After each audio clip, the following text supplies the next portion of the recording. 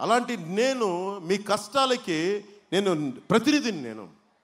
మీరు అసెంబ్లీలో ఇప్పటిదాకా తిట్లు తిట్టేవాళ్ళు చూశారు, బూతులు తిట్టేవాళ్ళని చూశారు. కానీ నేను ఫస్ట్ టైము ఒక సమూహం, రేపు పొద్దున చట్టసభలో కూడా ఈయన కూడా ఉంటారు, ఒక ఎమ్మెల్సీగా ఖచ్చితంగా వెళ్ళబోతున్నారు వర్మ గారు.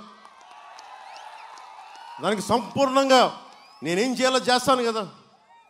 అలాంటి బాధ్యత గల వ్యక్తిని ఎమ్మెల్సీగా చూడాల్సిన బాధ్యత నాకుంది. ఖచ్చితంగా దాన్ని ముందుకు తీసుకెళ్తాను. ఇలాంటి వాళ్ళందరం కూర్చొని మేము మాట్లాడతాం. సో నేను ఇన్ని దశాబ్దం పాటు నేను ఏం మాట్లాడాను? పేద ప్రజల కోసం మాట్లాడా, మానవ హక్కులు భంగం అవుతుంటే మాట్లాడా, ఒక మత్స్యకారులు జీవో 217 దాదాపు కొన్ని లక్షలాది మందికి పొట్ట కొడుతుంటే జీవోని చించేశాను. దానికి నాకు ఇచ్చిన ఏంటి జగన్ తిట్టేది?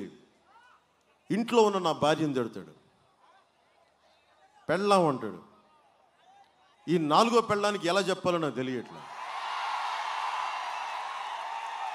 అని మనం పెళ్ళాం అనే పదం తప్ప అని మాట్లాడచ్చు. అరే నా భార్య రాజకీయాల్లో ఉంటే నువ్వు తోలనాడినా ఒక అర్థం ఉంటుంది. అరే నా పాపం తను ఎక్కడో కూర్చొని పిల్లలను చూసుకుంటూ ఉంటుంది. అంతకుముందు నాకు మ్యారేజ్ అయింది, నేను కాదంటలా. నేను ఎక్కడ అబద్ధాలు చెప్పాను? అఫీషియల్గా కొన్ని జీవితాలు కుదరం, విడిపోయాం. పాపం నన్ను పెళ్లి చేసుకున్న వాళ్ళు ఎవరి జీవితాల్లోకి వెళ్ళిపోయారు, నేను ముందుకెళ్ళాను. కానీ అలాంటి వాళ్ళని గుట్టుగా బతుకుతున్న వాళ్ళని కూడా జీవితంలో తీసుకొచ్చి పెళ్ళాలు అంటే నాకు ఒకటే అనిపిస్తే, నాకు భారతి గారిని అని అనిపిస్తామని ఎంత నాకు నోటి దాకా వచ్చి నాకు మనస్కరించదు.